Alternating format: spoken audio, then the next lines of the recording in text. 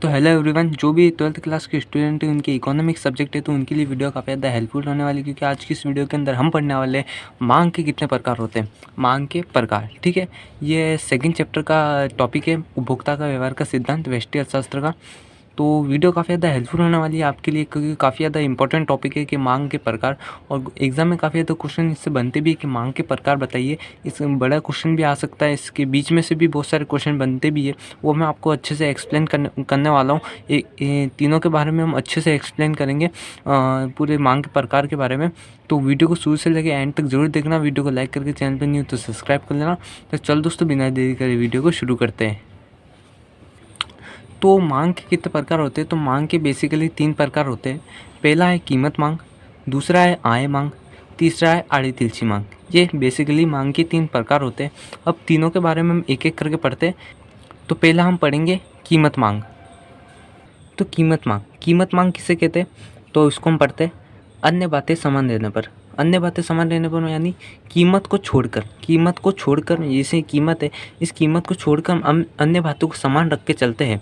ये एक मान्यता है। इस मान्यता को आपको पढ़ते रहना हमेशा, और बहुत सारे टॉपिक में ये आती भी रहेगी। अन्य बातें समान रहने पर यानी कीमत को छोड़कर सबको समान रख के चलना है, क्योंकि हमें परिवर्तन कीमत में दर्शाना है।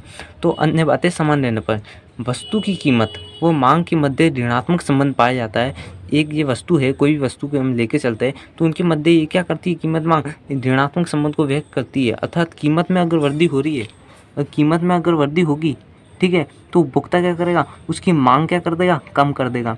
अगर कीमत में कमी होगी तो बेसिकली मांग बढ़ जाएगी। यही क्या कहलाती है, कीमत मांग कहलाती है। अब हम दूसरी मांग पढ़ते हैं, वो है आय मांग। तो दूसरे हमें जो मांग है वो है आय मांग। आय मांग किसे कहते हैं? तो हमने कीमत मांग पढ़ा था। कीमत मांग के अंदर हमने ये पढ़ा था कि वो कीमत और मांग मात्रा के मध्य संबंध को दर्शाता है। और आय मांग क्या करती है कि आय मांग कीमत और आय के मध्य संबंध को दर्शाती है, ठीक है। तो आय मांग ये कहती है कि अन्य बातें समान रहने पर, अन्य बातें यानी कीमत को छोड़कर, ठीक है, कीमत को छोड़कर उपभोक्ता की आय व मांग के मध्य धनात्मक संबंध पाया जाता है, ठीक है। अर्थात उपभोक्ता की आय में जैसी वृद्धि होगी तो अपनी मांग में भी क्या करेगा, वृद्धि करेगा। अगर उपभोक्ता की आय में कमी होने लग जाएगी तो उसकी मांग भी क्या हो जाएगी, कमी हो जाएगी। जैसे देखो, अगर उपभोक्ता, एक मैं आपको एग्जांपल के थ्रू समझाता हूँ कि जैसे एक उपभोक्ता है, ठीक है, वो एक जगह सैलरी कर रहा है, उसको पेमेंट मिल रही है 10,000 रुपये, ठीक है, 10,000 रुपये मिल रही है। और वो 10,000 रुपये में उसका जो भी उपभोक्ता वाली वो वस्तु है, जैसे हम उपभोक्ता वाली वस्तु है जैसे चीनी, दाल, ये इन वस्तुओं को 50 किलो खरीद रहा है, ठीक है। जैसे उसकी आय में वृद्धि होती है, जैसे उसकी आय बढ़ती है ना, 20,000 रुपये होती है, 30,000 रुपये होती है, तो उनकी क्या करेगा, उनकी मांग भी क्या करेगा, ज़्यादा करने लग जाएगा। जैसे दाल, चीनी, इनकी मांग भी क्या कर देगा, बढ़ा देगा। तो ये क्या कहलाती है, आय मांग कहलाती है। तो जब हम आय मांग को पढ़ते हैं तो यहाँ पर आय मांग को यहाँ पर 2 भागों में बांट रखा है। एक है सामान्य वस्तु के अंतर्गत, दूसरा है घटिया वस्तु के अंतर्गत। सामान्य वस्तु के अंतर्गत यानी थोड़ी अच्छी वस्तु के अंतर्गत, और घटिया वस्तु के अंतर्गत यानी एकदम घटिया वस्तु के अंतर्गत नहीं, मतलब थोड़ी लो क्वालिटी की प्रोडक्ट वाली वस्तु है, ठीक है।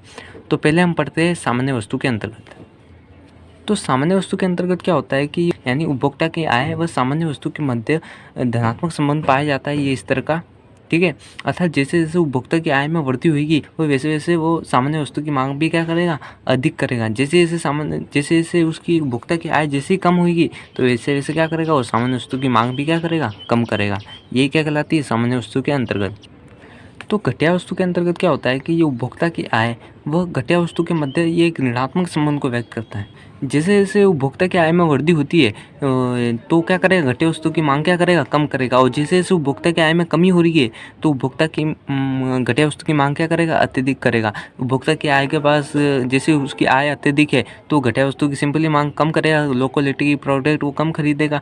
जैसे उपभोक्ता की आय में कमी होगी तो लो क्वालिटी की प्रोडक्ट उसको अत्यधिक खरीदनी पड़ेगी, ठीक है।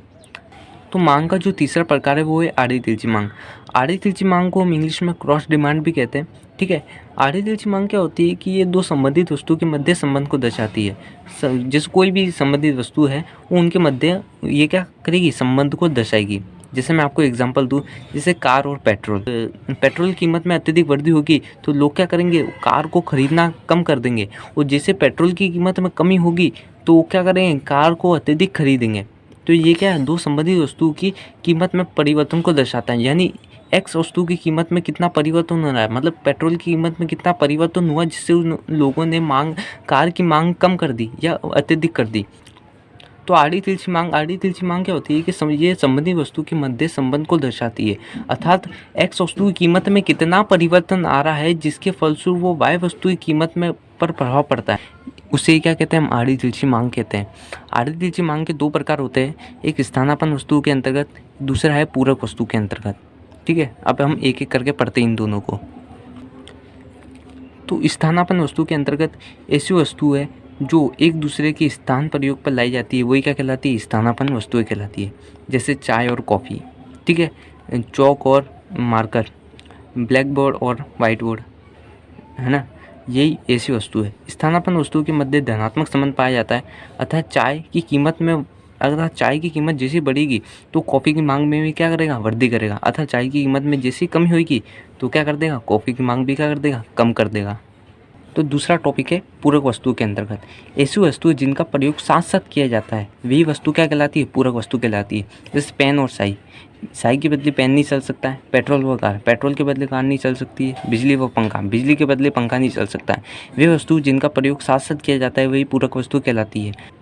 पूरक वस्तुओं के मध्य ऋणात्मक संबंध पाया जाता है। अर्थात पेट्रोल की कीमत में बढ़ने पर उपभोक्ता की कार की मांग कम कर देगा, अर्थात पेट्रोल की कीमत कम होने पर वो कार की मांग क्या कर देगा, अत्यधिक कर देगा। ये मैंने आपको पहले बता भी रखा है। ठीक है, अब इसका डायग्राम देखेंगे तो हम तो यहाँ पर देख सकते हो ये पूरक वस्तु का डायग्राम। जैसे पेट्रोल की कीमत में अत्यधिक वृद्धि होगी तो वो कार की मांग क्या हो जाएगी, कम हो जाएगी। ठीक है, अगर पेट्रोल की कीमत घट गई तो वो क्या हो जाएगी, कार की मांग अत्यधिक हो जाएगी।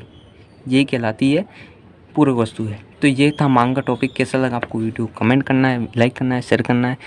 जल्दी अगली वीडियो में मिलते हैं।